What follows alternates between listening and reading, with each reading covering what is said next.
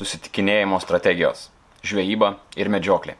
Praktiškai yra dvi susitikinėjimo strategijos. Tu gali medžiot arba tu gali žvejot.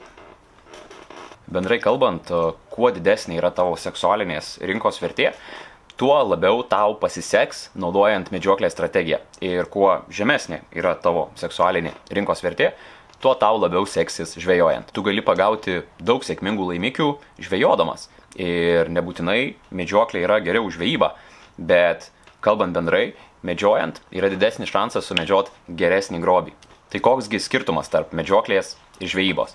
Na, iš esmės, medžiodamas, tu pasirenki vieną kažkokį taikinį.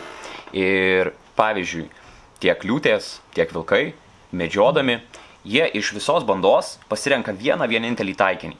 Pasirenka tą taikinį. Tai gali būti bet kuris taikinys iš tos bandos, tačiau jie pasirenka vieną vienintelį taikinį ir į jį visą dėmesį fokusuoja. Iš esmės fokusuojasi tik į tą vieną taikinį. Perkeliant medžioklę į susitikinėjimo erdvę, tai iš esmės tai, kad tu išsirenki savo norimą taikinį ir tai darai prieš pradėdamas savo veiksmus, prieš pradėdamas medžioklę. Medžiotojas, išsirinkęs taikinį, jis nesidairo niekur kitur.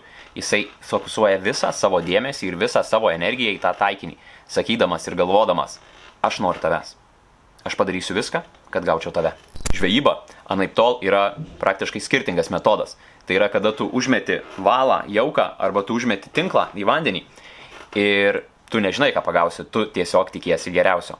Kaip tu eini žvejot, tu nesirenki vienos ar kitos kažkokio žuvies ir tu tiesiog turi kažkokį prioritetą, turi kažkokius poreikius, kokios žuvies norėtum, tačiau tiek užmesdamas meškerę, tiek užmesdamas tinklą, tu tiesiog tikiesi, kad ištrauksi kuo geresnį arba kuo daugiau žuvų. Kada tu užmeti tinklą ir jį ištrauki, tu gali ištraukti mažų žuvų, tu gali ištraukti žuvų, kurios bus nevalgomos, tu gali ištraukti per didelių žuvų, kurių tu nenori, ir galų gale tu gali ištraukti net ne žuvų, maurų, šakų, batų ar kažko kito.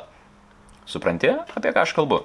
Bet iš viso to, ką tu ištraukiai, tu gali išsirinkti pačią gražiausią, skaniausiai kvepiančią, pačią skaniausią ir geriausią žuvį. Ir ta žuvis buvo geriausia iš to, ką tau pavyko ištraukti iš vandens.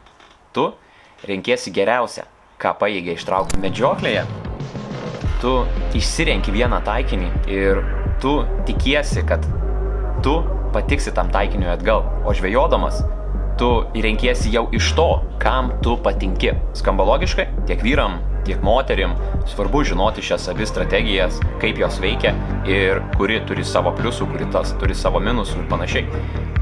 Apie šitos abudu būdus pakalbėsiu sekančiuose video. Baigta.